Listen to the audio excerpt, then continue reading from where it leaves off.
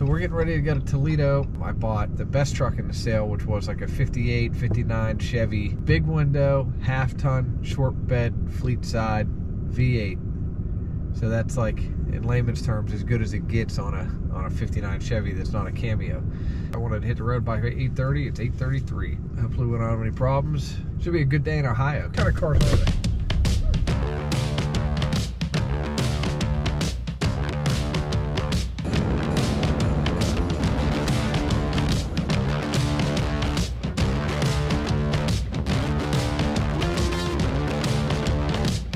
Your destination is on the left.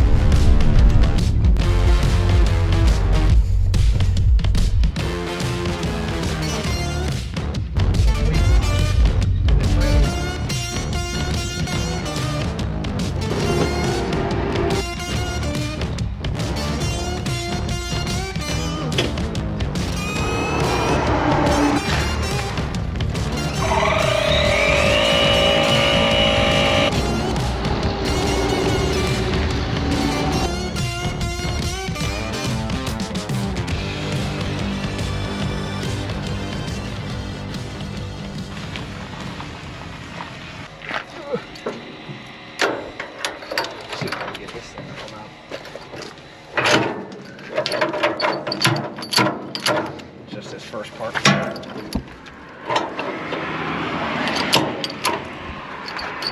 It's got sucked in too far. It's this piece of crimped metal. There we go.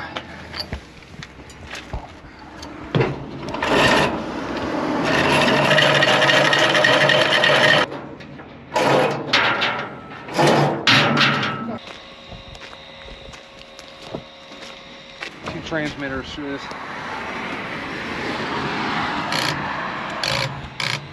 That's not good. Loose terminals. Still loose terminals. That's what you get when a trailer sits for a really long time. Hopefully,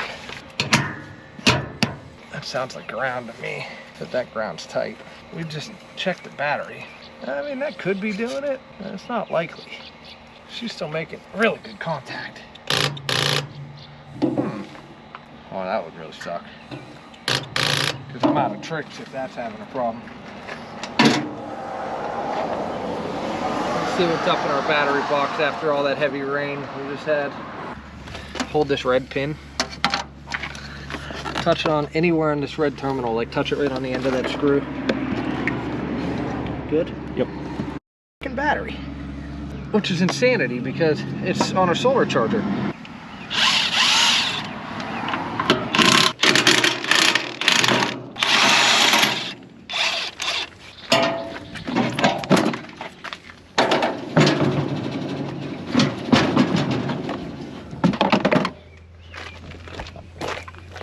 Yeah, something's jacked up here.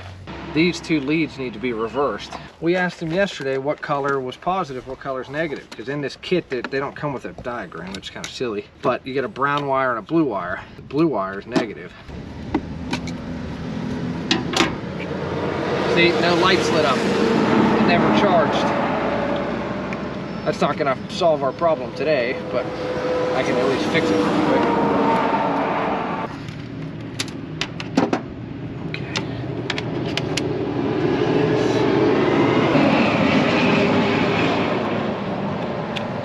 Watch these lights will light up. See? Now we're charging. Sure, put that other one up. Yeah. Okay. So at least now it'll charge on the way home, but now we just gotta hope that I have the other piece of this puzzle that I need. I hope it's in the bed of my truck. So we got a dead winch battery. What I do from having had these pains many times on the road. So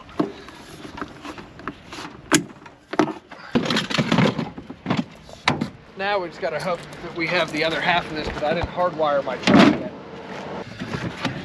Yes. All right. Now we can grab terminals on the Cummins, and then now we're gonna have juice.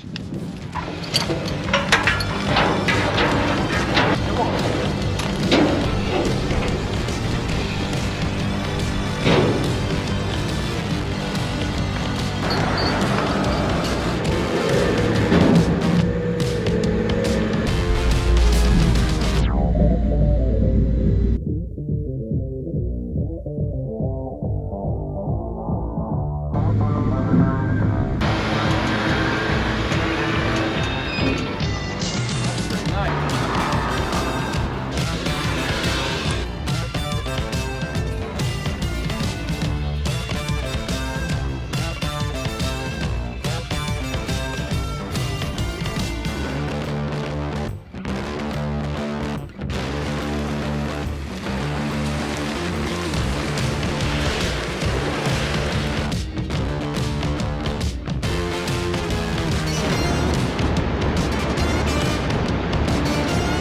super lightweight. This new truck and this 2-car trailer with 2 trucks on it is I'm 21,380.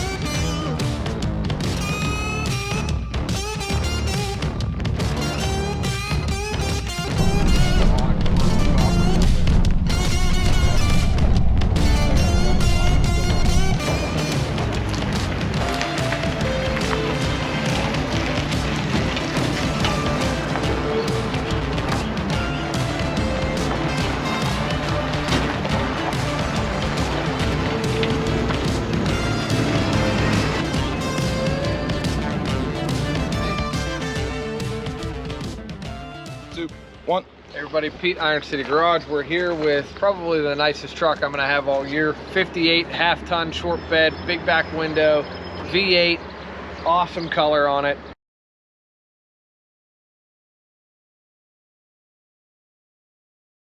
He wants to doll this one up because he said he never gets to work on anything nice here, which is partially true. So we're gonna send this one in the shop. He's gonna work on this one today with Clay, get this thing running and driving, maybe even stopping. I stock a lot of the brake parts for this. I really wanted to work on this truck. He's down to 1 day. 2 weeks or so while we wait on the paperwork. We'll get the detail guys from my detail shop to come up here and either color sand this or just give it a nice cotton polish here with a wool pad. Let's get it in the shop, see what we got.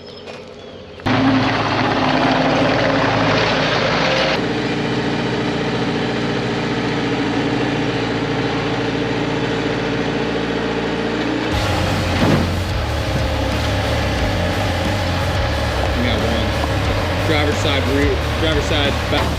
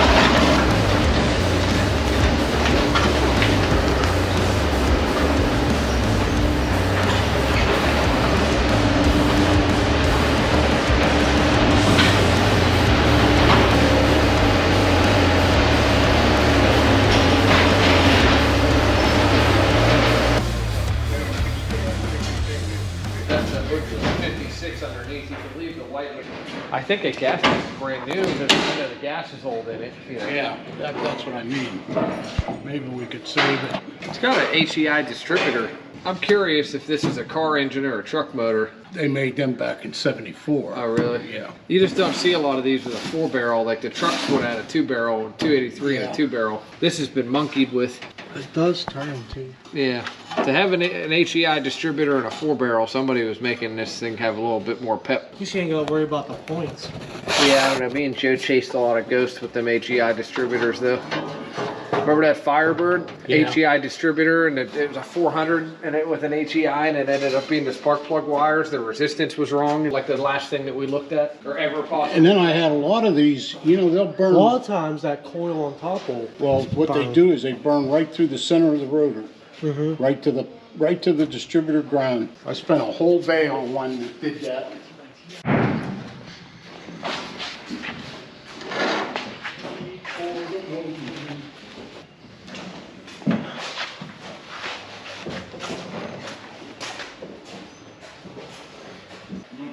This one should run pretty easily. I'm gonna try to clean the tank out. That box is mounted in the bed of this. Yeah, I seen it.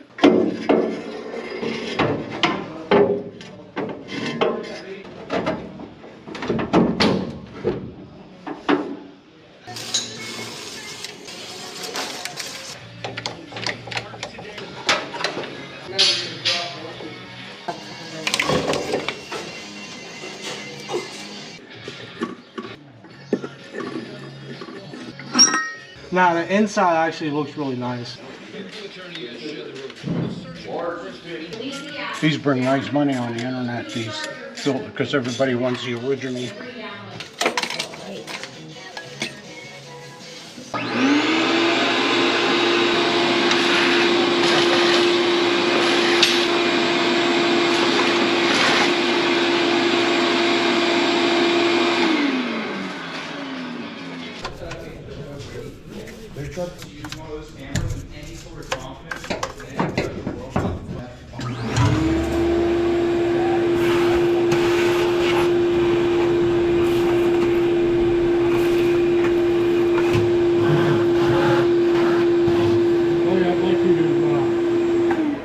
Do something with the fuel tank. Okay.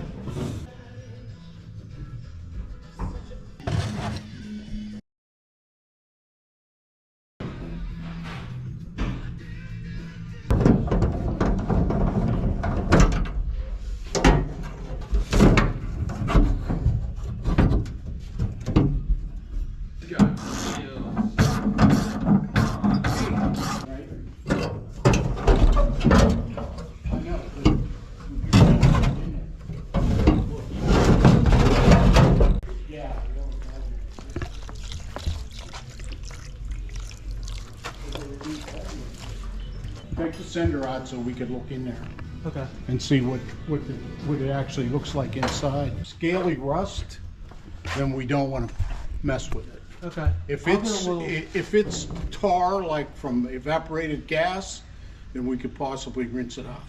Okay? I'll check it. Here.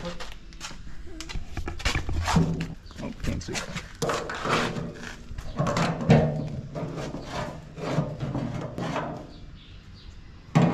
It's rust.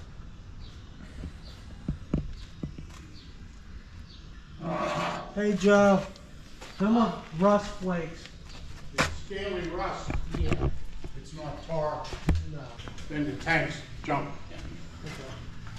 All right. Now there was a tank here that was real good, and it was over there for the longest time. No, not this. This Yeah, is not a side tank for See this? like a Suburban. This is a bad good too. tank. Don't let this go to the junkyard. But there was a tank here similar to that. Now I don't know if it's the same or not. Maybe it went across the street in a shed.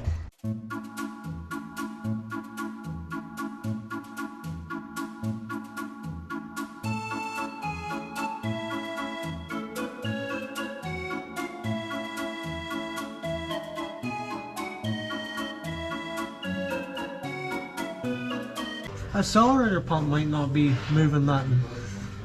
Yeah, that's what I want to check out. But there's no point in doing that if, leave that. I was just going to leave that alone. Yeah. Maybe put a little thin coat of Yeah, it's got that black that stuff on it. that exhaust crossover. See, that's those holes. Yeah. It crosses over and heats that preliminary chamber there.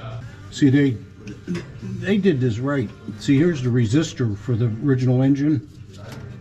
And when they changed the distributor, they just left that wire off. Because that won't run on a The resistor. green should be running to the key switch. And they got it tied over there. They To got- that harness, actually tied into that goes down to the starter.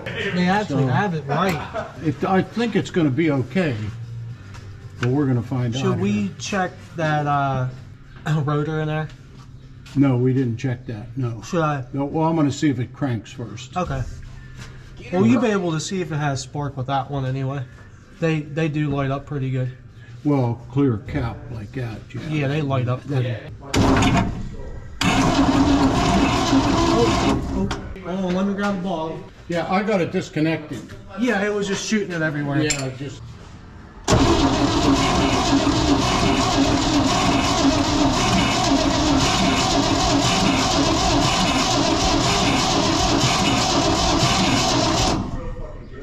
Now, let's check it for spark.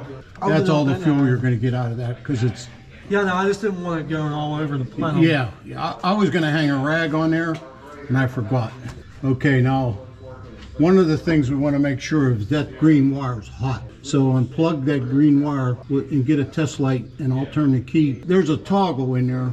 I think it's for the ignition. Let me grab my tester real quick. And Okay. I'll grab a flathead to do this. Okay, I got that green off. I'm hooking up right now, Joe. Okay, Joe, you want to check that? Hold on, let me. You got 12 volts there? Yes, sir. Nah, it's dead now. Okay, I'm going to turn it. There's a toggle switch in there. I think it's for the ignition. I'm going to turn it on. Is it on? No. See if the key hits it. No? No. Okay, I'm gonna crank it. Let me know if it comes on when I crank it. Okay. Very low, Joe. All right, see, this truck never ran. No. That's why, because that wire is on the other side of the solenoid for 12 volts to the coil while you're cranking, okay? That's what that wire is for. We need to run a hot wire from this terminal here to the hot. I just cut that off of there and put an end on it. And just connect it to that. Yeah, and connect it to this right here. See, this has one of those step downs too, which I don't understand why that's on there, because these are all 12 volt. 55 up was 12 volt. Yeah, there's something really jag off here. That one's hard to see in the back. Yeah, it's like a quarter turn. You gotta guess. You gotta have the right length screwdriver too. Oh, I might have to grab a different one. Take one of them battery terminals off, would you please? Yes, sir. What's that?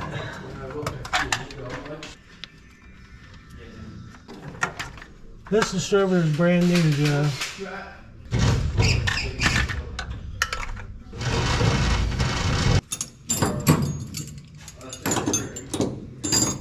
All right, now you have to make sure you're on the one. All right, there's your toggle switch on.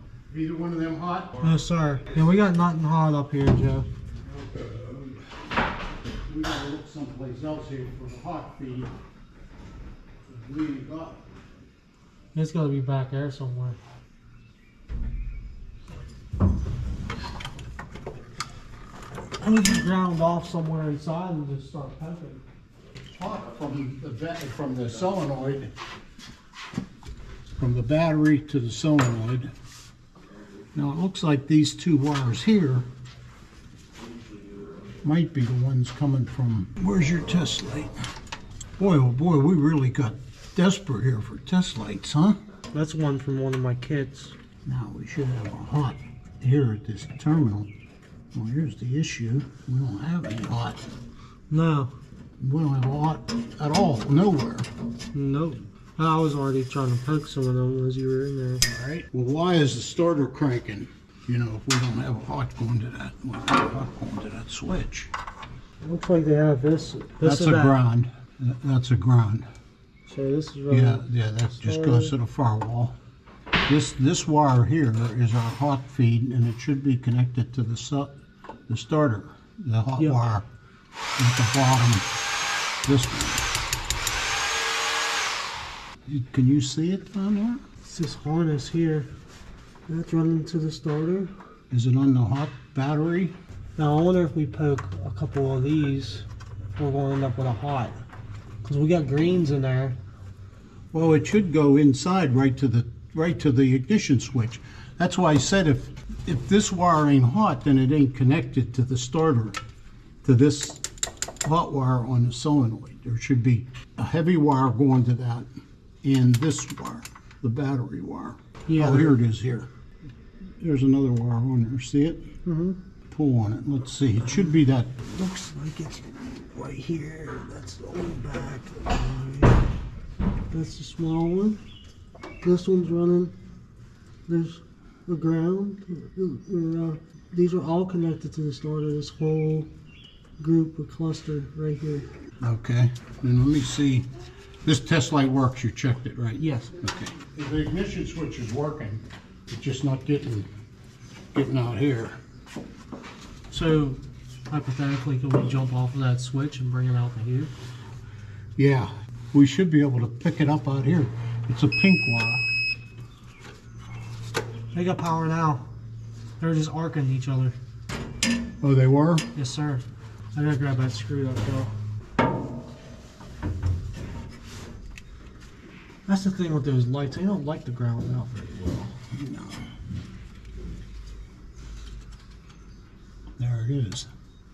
Okay, so that's our hot. This one we don't need to connect. Leave this off.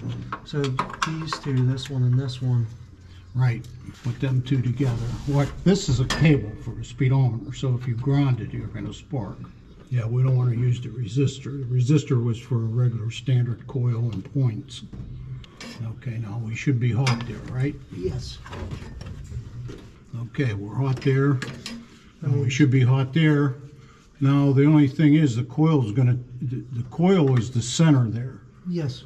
So how are we gonna see that arc? If we get a piece of wire, Yeah. what I usually do is I hold it there and I'll bring it to... Yeah, that'll work. Joe, are you using your jumper? Okay, for that to work, this needs to be plugged in to that module. No, leave that on there. If that's is that the battery terminal or the tack terminal? I don't think this one is marked, Joe. No, it is not. So Look on the we're top. Tack and then hot. So we're on the right. Oh, well, no, they're two separate terminals. Yeah. This would be the hot, the one beside the Okay. tack. Okay, now that needs to be plugged in for that coil to be activated. Okay. Okay. Now, Let when me I grab crank this. it, if you're ready, Let me grab a wire for us and I'll have to skin it. and when we got Spark, we're gonna eat lunch. I'll put the carburetor back together and we'll see if she starts. How's that? I got an appointment today, so. Okay. Now, you sure you ain't gonna get shocked? It'll be okay. You okay? Yeah. You want me to crank it? Go ahead. Okay. It's going to shock me, but I don't really care. Be alright. Oh, yeah, right. No, I'm going to start crying. You ready? Yeah. Whoa! Yep.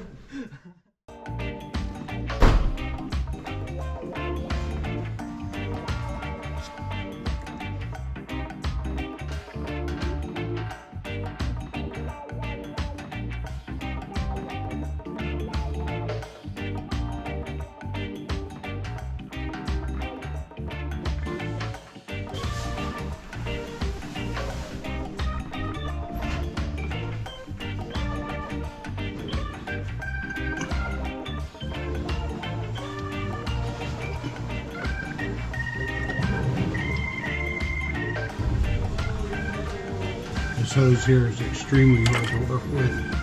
Everything will be a lot tighter with that stuff because it's stiffer.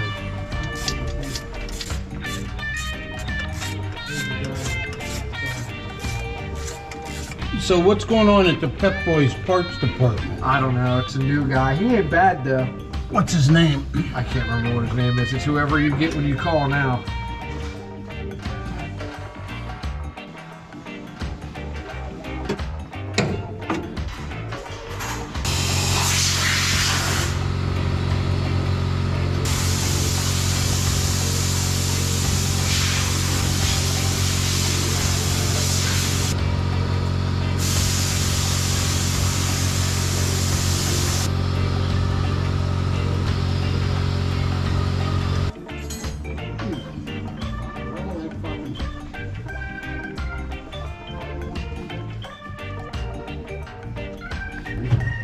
Those are good for a lot. It would be nice for this, don't get me wrong, but I'd have to change a lot of it. Pretty clear, Joe. That's the Pumping? residue in the cup, yeah. A lot of that was from residue in the cup, but it's clear coming out the line. Okay, that's good enough, yeah. Because my main man had to help clean the vacuum cleaner. Well, he dirtied it up. It should have been done already. Like Samson. Should have done yesterday. Fail. Give it a shot.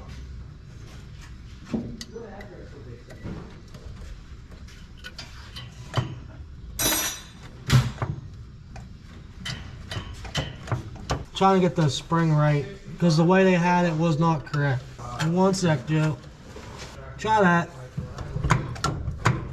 Working? Yeah, it looks like it. Go ahead, see how that is. All right, clear? Yes, sir.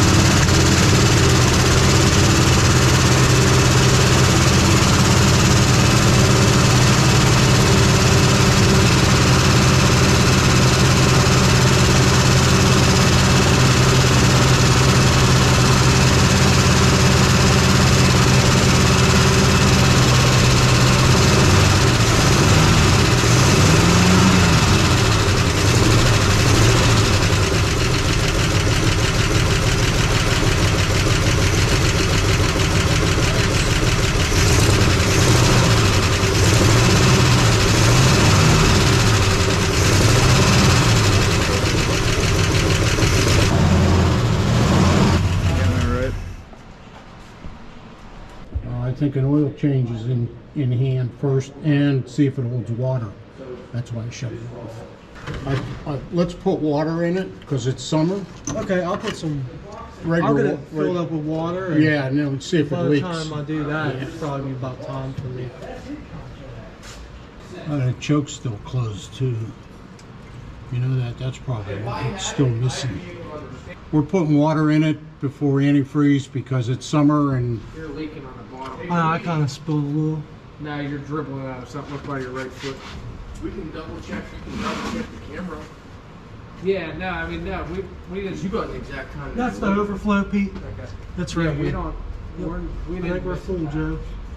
There's no Okay. way. Somebody's always here. Sam calls You're the me man. when people show up. That came that weird shipping company too.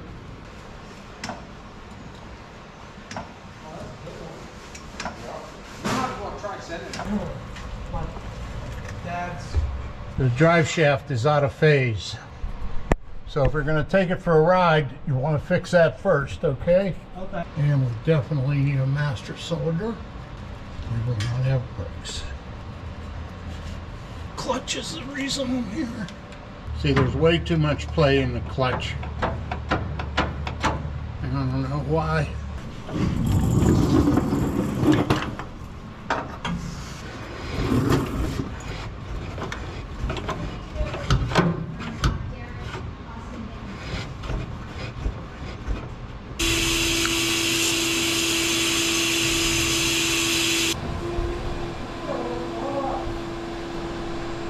So did we finally get all the parts for him yet? But Yeah.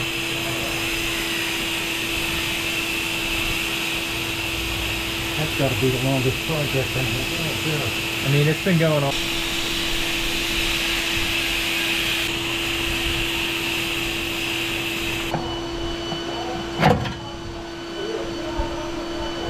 Oh yeah. Definitely got some debris now. I don't know, for some reason they like the clutch.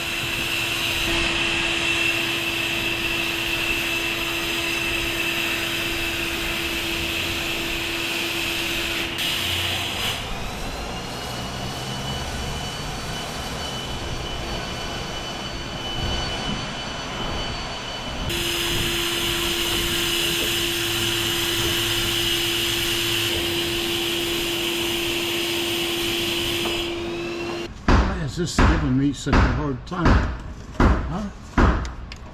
It looks like it's barely holding on. There it is. Got that off of there. Now.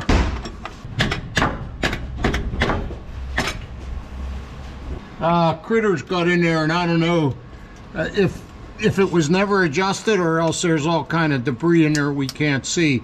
There was a whole bunch in there. You know, sometimes it gets jammed around the fingers. Well, we'll put it together and adjust it. The adjustment was frozen. I had to take it off and buff it to get the threads right. This truck has a decent paint job on it. I just rubbed the paint out over here with a napkin. Nice. It's going to give us an opportunity to move it around and make sure that it doesn't need a clutch in that. You got a temporary cover or something?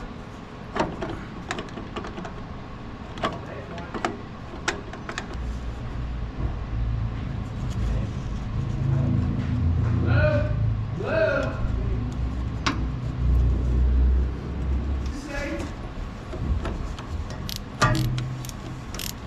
I mean, shelf view stuff like that? Told you.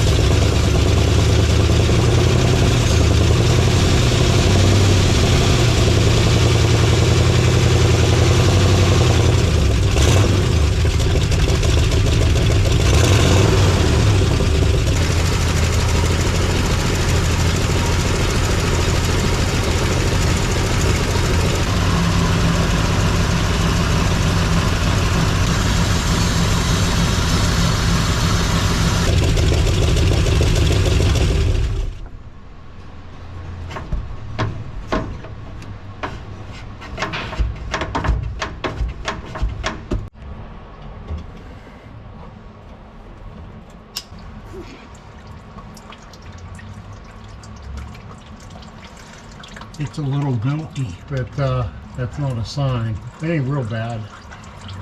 Could be moisture from setting, condensation. Oof.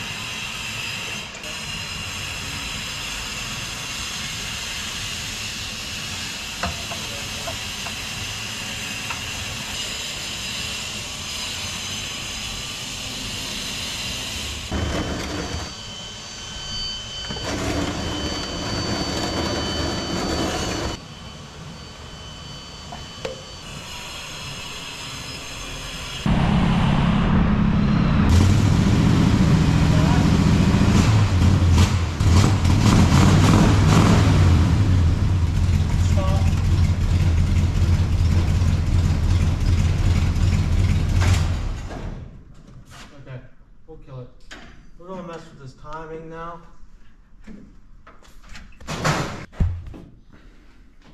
Okay, that looks like a 1/16 French.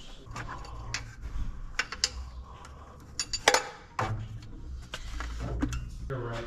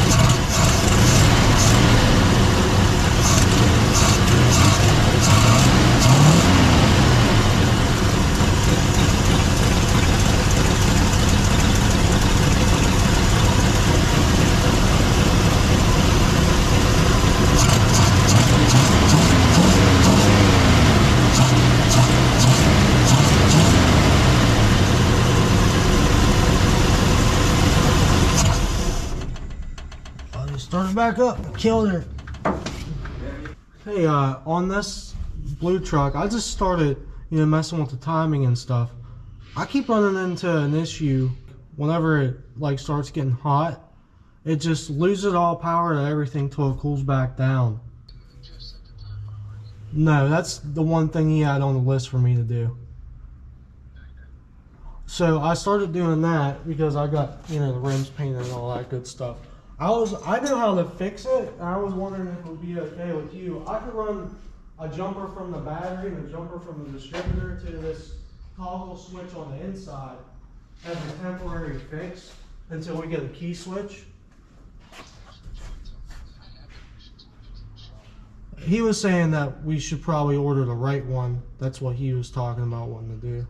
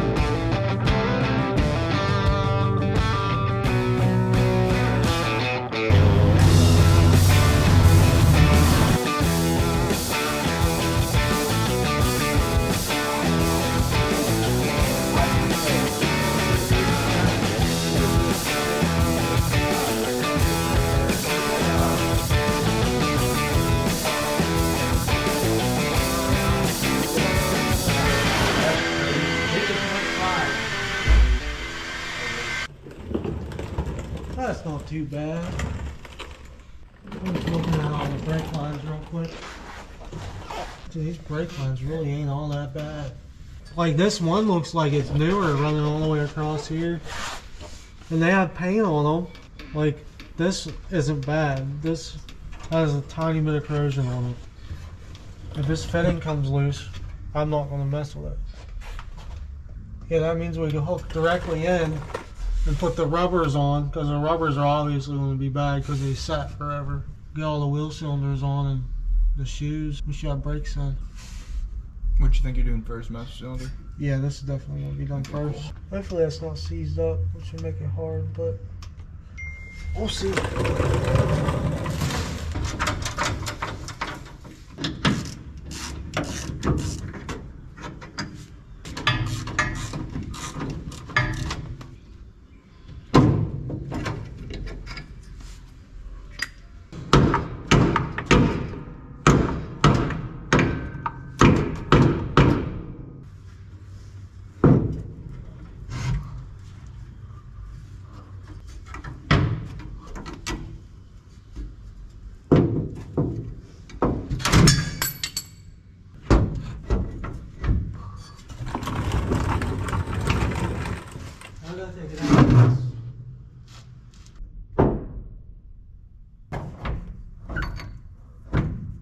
I'm just trying to get see where I could hit on it from.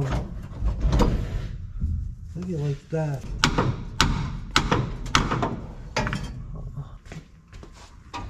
Thank you.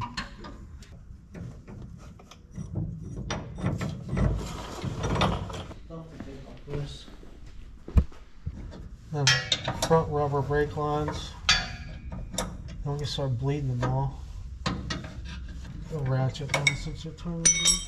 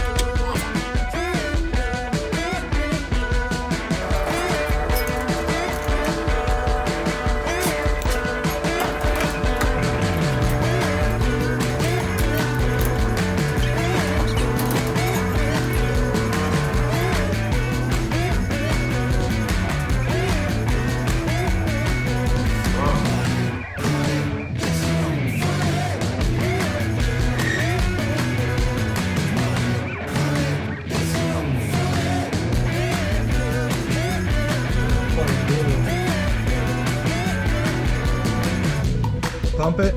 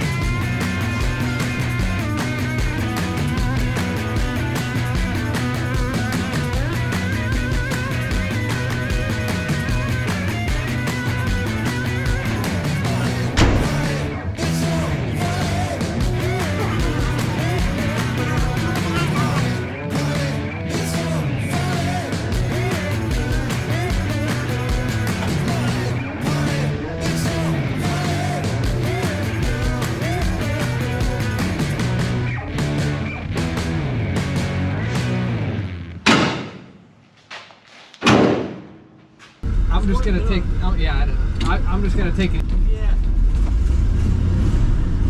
All right, it's running, it's driving, it's polished. I'm gonna take it for a little spin and see how much further I want to take it.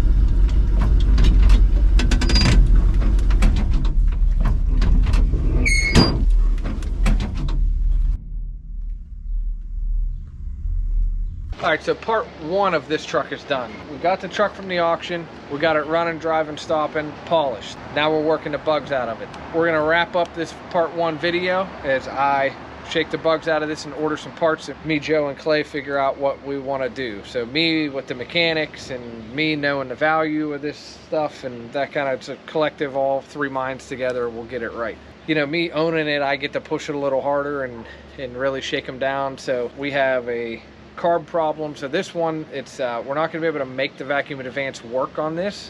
That's part of the problem they were having. So it needs the correct carb. This carb's way too big. It's like a 750 on a motor that used to be a 2-barrel. So we're going to change that out. I'm thinking a brand new, I have a really nice aluminum intake upstairs for small blocks. I think we're going to put that on with a brand new carb that's proper sized. Dress up kit, air cleaner, water pump's also leaking. It started leaking after I got it warm. So I think we're gonna do all of that stuff. I was pushing it really hard when I was driving it. I mean, I put it on the floor, pinned it. I wanted to see what came out of it, you know, see if it got hot, see if it broke, whatever, before I try and sell it to somebody as a run and drive a truck. The motor sounds amazing. I mean, the motor tacked up, had tons of power, didn't bogged, didn't blow any smoke. Really seems like a strong motor. So that's why we're gonna go ahead and get the right size carb on it, fix the accessories that are in poor condition. Also gonna do 12-volt alternator. We already got rid of the generator. We have like the shop 1-wire alternator on here to make sure everything worked. Now we're gonna get correct bracket, correct alternator, new one anyways. It's still gonna be a GM 1-wire, but kind of make everything really nice, because this truck really runs and drives nice with just a small block. I think this truck is way too nice to LS swap it. Maybe down the line when something happens to this motor, but you're really diving down the rabbit hole when you do that. We just did the brakes on this truck, so we just did factory wheels and stuff, so you'd really be spending a lot to do that whole LS thing at this point, because when you go fast you need better brakes and better steering and all of this stuff, better tires. So I think this is just going to stay original. So we'll put a bunch of money into it and more time, make it a really nice original driver, because there's still something really nice about that. I'd say the majority of antique car owners prefer original over the hot rod LS stuff anyways. I mean, this truck's just so nice to drive. I don't know about on a super hot day unless you put AC in it, but you could easily put AC on this. But just, you know, typically we're fair weather drivers anyways. When you own antique cars, take them out on a cool morning or a, you know, spring or fall afternoon or whatever. Not so much July, 89 degrees. You're not going to get into this thing anyway. So I'm excited about it. I'm really excited to get the correct carb on it working properly. This one's undoubtedly going to load up. This truck would not make it right now more than around the block a couple times. I was already starting to smell it. It's starting to get rich, and eventually it'll load up and just die. We're going to get it all worked out, but we're still extremely happy with it. Now we know the motor's good. The truck is awesome. The paint polished up super bright. It's a weird color. It's not a factory color, but it works. It really works on this truck. So I'm thinking about maybe putting a chrome grill on it instead of the blue grill. I don't know. Give me your opinion down in the comments of what you would do with this truck. And, you know, maybe it'll affect what we're going to do to it, because it's going to be a while. I'm waiting on a fuel tank. Got to get these other parts figured out. Got to figure out this alternator bracket. Got to figure out what this motor is. I think this might be a 283 power pack motor. We're going to run the numbers on it, figure that out. So if you're interested in the truck, let me know. Depending on how much more money we put into this thing, we're going to be in the 25 to 30 range on this truck. We have quite a few offers of 25 already, so we're there at least. Those buyers also said they want it to be road ready, so that's why we're going to do this carb and intake and that kind of thing and get this thing really like going right. So see you in the next video. Watch out for that. It'll be a part 2 on the fleet side big window truck. And then keep an eye out. We still got the 450, 456 coming. We got the Diamond T cab over, the 46 Chevy cab over. We got the 67 Fastback Mustang sitting over here. All kinds of crazy cool stuff coming. I haven't talked about our travel schedule yet. We got places to go and places to pick and people to see. So keep an eye on us. Make sure you're following us on Instagram. Make sure you're subscribed here. And make sure you're watching our videos. It really helps us out. Also, merch order coming soon. Just been kind of crazy busy. See you on the next video.